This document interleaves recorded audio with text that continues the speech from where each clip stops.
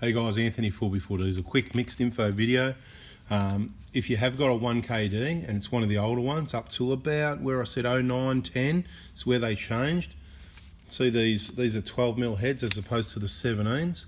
That's the part number. So if you got one of the older ones, 05, 6, 7, 8, 9, maybe 10, you might want to order 4 of these. 4 is what you need. They're about 10 bucks each, something like that. Right? If you don't need these, but they're the hollow bolts. If you want to upgrade to the 12mm, you know, they upgrade, and we've gone through why in other videos, but just a quick little tip before we get started. Another quick tip, if you've got a 1KZ, you're going to replace the injectors, I just use brand new genuine ones. Why? Because most times you're changing them after 10 or 15 years, so we know they're just so good. Brand new, you know what you're getting, as opposed to rebuilt, who knows, what are they, 80%, 90%, or 70 or maybe 60, who knows. Anyway, just use brand new genuine because you know you're good for another 10, 15 years.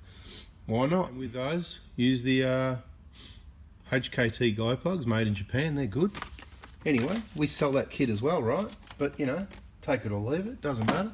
Text me if you want one. Hey guys, Anthony 4x4Diesel. You might get that a few times in this video because I've got a whole heap of little mini videos I'm just going to join together. Quick tech tip on thermostats. Your thermostat's in there. Let's just take a step back a minute, right? So 1KD, outside working in the sunshine. Okay, so the thermostat's in behind there. I just want to be clear here, on these vehicles, these engines, it's super rare that you have any problems with thermostats. Even if you're taking it out, putting a new engine in, probably just put the old thermostat back in because they are that reliable. We've had new ones off the shelf that idle temps 2 or 3 degrees out, so for that reason we don't like changing them. When you don't see any problems and then you change one because you put an engine in and you end up with idling at 86 instead of 83, you kind of go, oh, now I've got to get all the way back in here to change it. Needless to say, it hasn't been changed because of course the normal operating temperature of it's fine, it's just the idle temp. Now the way to tell if you've got a problem with the thermostat just quickly, one of the best ways is if all your cooling system's normal and clean like this. We're doing the BFE, that's what's happening, the BFE. If you want more info on the BFE job, check the playlist. But I'm not saying anyone should change their thermostat. There's a thermostat in here and there's an O-ring, right? So those two surfaces, they just squash together and there's an O-ring fitted on the thermostat. Well, it's more of a seal than an O-ring, but we'll call it an O-ring. The point is, now's the time to do it. So if you've got a problem with your thermostat, or you're going to do a BFE anytime soon, what you do is you have a look at your scan tool or your scan gauge or whatever you've got on your dash and just have a look and see if at idle with no load, no aircon, no extreme hot or cold temperatures, it should be idling at about 83 degrees. 82, 84, no problem. 80, if it's 85, 86, 87, anything like that at idle, and I don't mean just after you've slowed down from working, I mean normal idle temperature. These are really consistent at 83. Give or take 1, I'll add to it, but 99% at 83. The point is, if you see yours is idling at 86 or 87 or 88 or anything like that, you have got a problem with the thermostat most likely, and they're only about 20 or 30 bucks plus the seal. Now's the time to change it. So it's not an urgent thing, but next time you go in to do a BFE, so that one we did the engine on, that the thermostat's idling a little bit out, I'm not going to go in there and do work unnecessarily, but next time it gets a BFE, which is probably in, I don't know, who knows when, bang, off she comes, right, that housing there, and change the thermostat. Have a look at this one. This will be coming up in the one of the next videos. It's done nearly 400,000 Ks, runs beautiful. No background information that the injectors have ever been replaced. And I think he said he's had it for about, did he say he's had it for 8 years? Something about 8 years, yeah. So, but you can see this, you might not be able to see, but there's some marks on the pipes where they have been off before, so who knows what's going on. We'll check it out and there'll be a video on that, no doubt. Maybe, or maybe not. Alright, another little tip. Had a couple of people recently, 2 people recently I think it was, that had some really squeaking noises. Yeah, squeaking, squealing? Yeah, squealing noises squealing in the compressor. And it was coming from the compressor. And one person, he had a quote on a compressor, and the other one maybe he's going to take it to the dealer under warranty. And you know what happens there, they're going to work on it, but you know, good luck. So you want to avoid getting the vehicle worked on if you can. So take a guess, what fixed it? Come on mate, tell everyone what fixed it.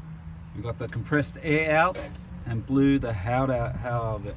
Heaps of blowing the clutch out, full of dust in there. So get your compressed air happening in behind there.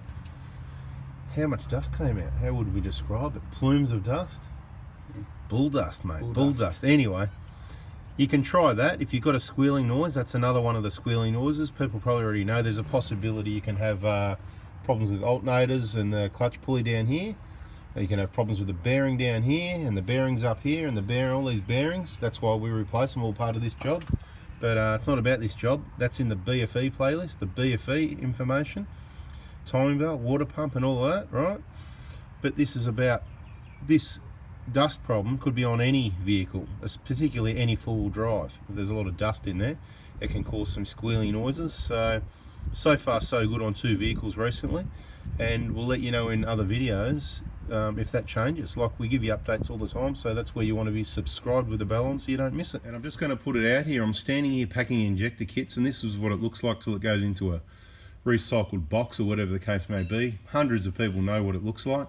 But I just spoke to another supplier, and we get injectors and supplies from many different suppliers. When you go through this sort of quantity, this gear is just flying off the shelf, and yet again, another price rise. Quote, injectors will be going up again soon, probably about the end of the month, by quite a fair whack, unquote.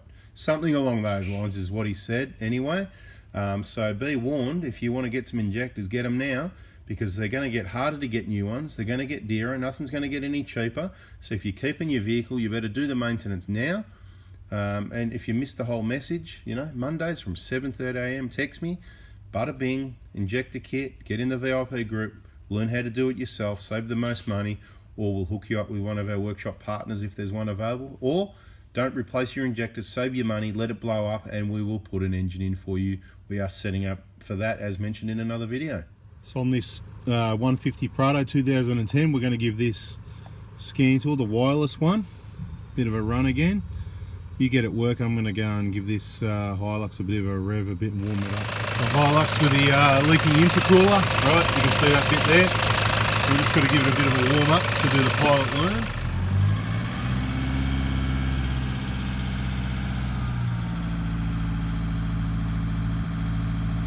Coolant temp only 54. Okay, so it needs to be up to 70 degrees before the pilot learn. You got to leave it to idle first, but it'll idle until it gets to 70. So if you want to speed things up a bit, see, 2000 RPM, right, 134,000 Ks, and you can see it's going up to 57, right. We'll just duck across the other vehicle and have a look at the feedback values. I've got to give you some crazy info on this one, right? 150 Pro, I told you, 381,000 Ks. So once the injectors are that old and flogged, and these are pre-DLC, okay, they're going to be worn. See the load reading, 19. This is a fairly warm engine. It's not warm full operating temp, but it was driven in, you know, just over an hour ago. So that's quite a high load reading, but it could come down yet. Let's see what happens, and we'll just have a look at the feedback values, which surprisingly usually really good on these injectors, and I believe they probably are the originals. And I mean, have a listen to it. I mean,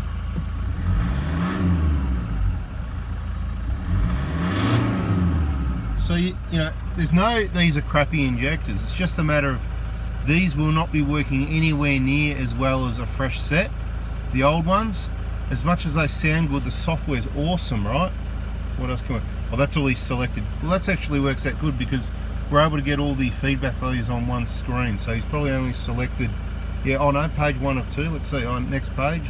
Right, okay, injection volume, 9, main injection period. So he selected the ones we want.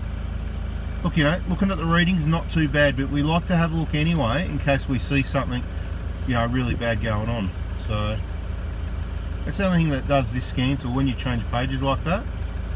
Okay.